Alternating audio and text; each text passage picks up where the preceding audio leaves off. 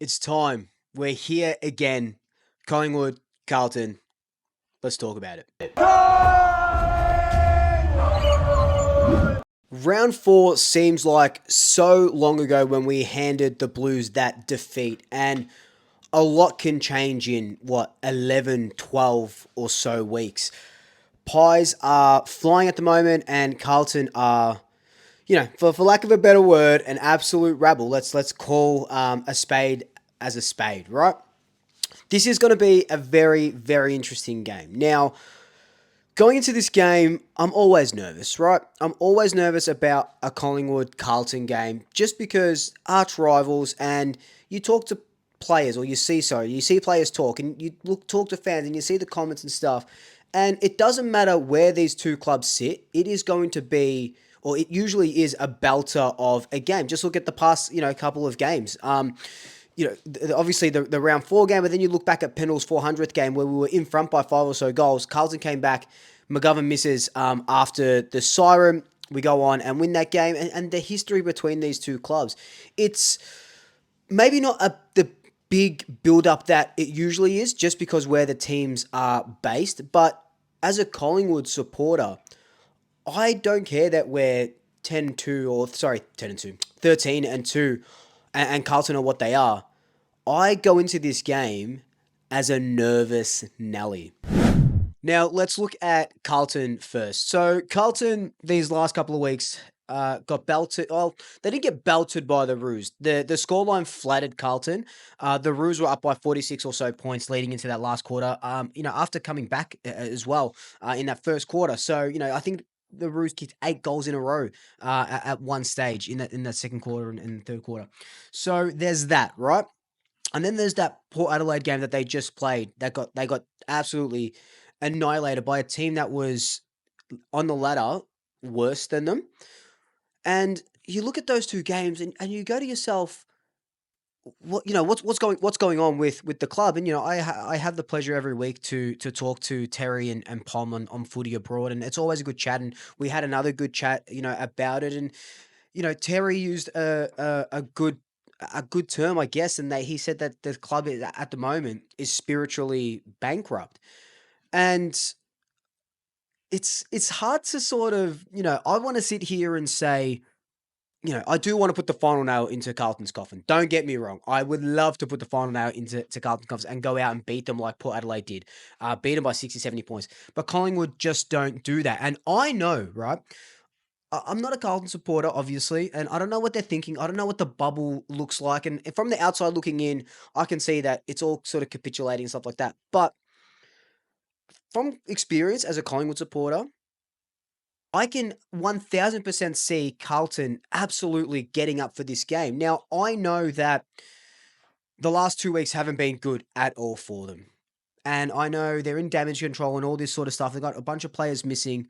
But in my mind, and correct me if I'm wrong, right? There is no way Carlton rock up to a Collingwood game against their arch rivals in front of 80,000 people. It's their home game at the MCG on a Friday night under big lights and put up a performance like they did against Port Adelaide and like they did against the Kangaroos. I just can't see it. I just can't see it happening. I know they're going to throw the kitchen sink at us. And again, right? We talk about it all the time. West Coast played the grand final against us. St Kilda, to a lesser extent, played a grand final against us. And I say grand final not to be a wanker or anything. Just, I mean, they threw everything that they could at us, and we weathered the storm, and went through it. Carlton are going to do exactly the same. Carlton are a really good first quarter team. I think when I checked the stats, they were ranked number 1 in first quarters. And then it's obviously the second half where they sort of capitulate in game. If we can wear the brunt of their first quarter, where they absolutely go out, pressure, go hard, tackle, if we can wear that, we can chip away at them. But I don't think that this game is going to get away from Carlton like many supporters think it will on both sides of the fence. I think it's going to be a really hard fought game. Now the Pies flying, right? What can you say about this team that sort of hasn't been said? The West Coast game was disappointing. A good win in the end, and a rebuilding West Coast side, and we take them on. We don't get out of first gear, and we go in the second half and we win, right? Amazing. The things from the West Coast game, like I said on my review of that game, was that we tried new things in that first half. We tried to go a little bit quicker. We tried to be a little bit more cute with our handballs, as opposed to gaining territory. We were a territory-based team. We weren't doing that in the first half. And we were playing with 4 talls, no smalls. So we were trying different things. And I think that was a perfect game to try those different things. I don't want to see Collingwood stray from their usual game plan against the Blues, because that's when it'll all fall through. When you play against a little bit of a better team than, West Coast, that's when it all fall through. I want to see the game that has got us to 13-2, and it's that running, it's that speed, it's the long kicks, it's the territory, right? That's what I want to see from Collingwood on Friday night. I don't want to see us cruise in the first 2 quarters, because that's what we've been doing these last few games. And I know it's like maybe it's a self-preservation sort of thing and stuff like that, and I understand that. But also what I'm excited for about this game is we've just played back-to-back games at Marvel, which doesn't suit us. It's smaller, it's narrower, so we don't get to play our full game. And on Friday night against Carlton, we will finally be playing our full game. We haven't played there obviously since the Melbourne game, which seems like so long ago, and that was a finals-like atmosphere and pressuring and stuff. And obviously we only win that by a point. And now we play Carlton, who are down in the dumps, are definitely going to get up for us. We will need to bring our A game. The players, the club just released a video about Roan Steele's debut. We'll talk about a little bit about that in a second. But the players know that this game, the ladder goes out and it's just finals like football. And I think that's exactly what's going to happen. Carlton, kind of like Collingwood, they score their most from turnovers. The thing about that is we're the best at, scoring from our own turnovers, but not letting the opponent score from our turnovers, right? I'm pretty sure we're number one in that statistic. So if we can take that game out of Carlton, they don't really have an engine for another way to score, and they'll know that, right? They're generating more scores from their forward half than they are from their defensive half as well. And that's something that I think, we're going to be right on their tail about. I know the defense was a little bit shaky without Billy Frampton. Thankfully, it's pretty much the only big guy there is Curnow, and then, a McGovern as well. So I think Darcy Moore, Jeremy Howe, a little bit of their work cut out for them. But the inclusion of Braden Maynard into this team is really, really going to help us. And it could be their smalls getting off the hook. We saw in round 4, Hollands kicked 2 goals. Motlop is probably due for a decent game as well. So they do have some small forwards that can sort of craft that, but that's when you've got the likes of Perryman, Quaynor, Dan Houston to a lesser extent as well, to sort of help that. And then Darcy Cameron jumping back to help the defense now that Billy Frampton isn't there. There's going to be a lot of interesting matchups. We know Pendlebury plays on Cripps. That's always an incredible battle. We absolutely love that. Chincotta, you think, will line up on Nick Dacos. So I'm interested to see what a brutal tag like Chincotta will do to Nick Dacos with Braden Maynard in the team. Someone finally flying the flag. I know we did it a lot against St Kilda, finally. But now with Maynard in the team, it's going to get feisty. You can already absolutely tell. The biggest one for me, and I guess we can talk about the teams now, is no Jack Silvani for Carlton.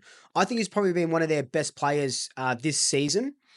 No Silvani means Wiedering has got his work cut out for him. I think Pommy was saying O'Farrell will be playing as well. So just a young kid, but a tall defender. So when you think about who we've got in our forwards, Mychek, McStay, and Membry, those 3 are on absolute fire. I know we kind of lose McStay because he has to do second ruck with Cameron, so I understand that. But Membry and Brody Mychek, Jamie Elliott, these guys, this is the perfect game for them to expose the Blues' leaky defense and get a big score on the table. Collingwood, Braden Maynard is definitely in. We've got the new kid, Roan Steele, where I've got a video coming out about him, just like a mini doco about his journey, because I really enjoyed doing the Charlie West one. I am sorry that I didn't do a Will Hayes one, but I just didn't have the idea back then. But I've got one now, Roan Steele. So that's going to be interesting. Steele Sidebottom comes out of the team. Roan Steele goes into the team. I think they're going to be playing Roan Steele as a forward. I don't think Bobby Hill is going to get up. I know he had a really good training session, but I don't think he's going to get up for the game. So they'll probably play Roan Steele as a makeshift smaller forward. He has played that position before. Shane O'Brien said he can play multiple positions, so be wary of that. If not, they probably bring Will Hayes in. There's talks that they'll bring Tom Mitchell in as well, which is incredible. I think this is the perfect game for Tom Mitchell. I kind of want to see, not kind of, I do want to see how Long and Mitchell go in the same team if they start in the same bout. So I know it'll be a little bit slow in the middle, especially with no Bo McCreary. But I think during training, Jamie Elliott was pushed into the middle a little bit as well. So maybe that's where we get our speed from if they want to try something a little bit different. But I think Tom Mitchell has done everything right in his last 7 games, averaging 28 disposals, 8 tackles, 7 tackles, 8 clearances, or swap those around. So Mitchell's done everything right, deserves a call up, and I hope he does get a call up. We're starting to get these players back. I know we're being a bit of an injury carnage at the moment. But we're starting to get these players back, starting to move a little bit. Let's just bank these wins, especially when we're able to put a nail into the coffin of just our biggest arch rivals in the history of the league and the club. One guy to look out for is Charlie Curnow, right? He's gone goalless twice, back to back, for the first time since he came back from that huge injury in 2021. So we know that usually Curnow will kick 3 or 4 goals against us, but that's when he has his folly in Mackay there. Without Mackay, it's pretty much just kick to Curnow if you can. I think we've got him covered. Jeremy Howe is in probably career best form, maybe not stats wise, but I feel like he's playing a really good game. Darcy Moore as well. I don't think Charlie Dean gets a game. I think Charlie Dean comes out. Braden Maynard comes in, so he's going to be playing that on that mid player, maybe a little bit taller as well. I do want to see more on Curnow, but again, Moore's not a one-on-one defender, so it's who goes on Curnow. Do they leave Dean in? I just don't think they do, because Dean would get absolutely monstered.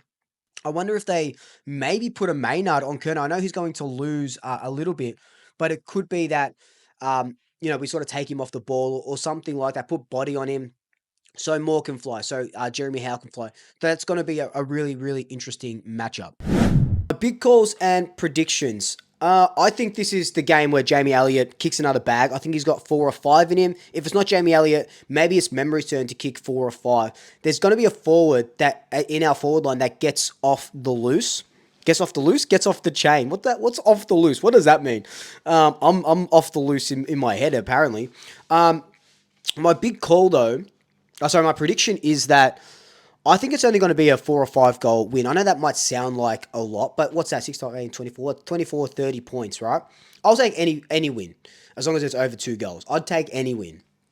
I just think that Carlton are going to give us their all, and we don't put teams to the sword that we should, like that. I know I say we got different gears, and we will play a different gear when we play against Carlton, but I do have this sneaky suspicion that in one of the quarters, maybe at halftime or during the third quarter, they will get on top of us a little bit.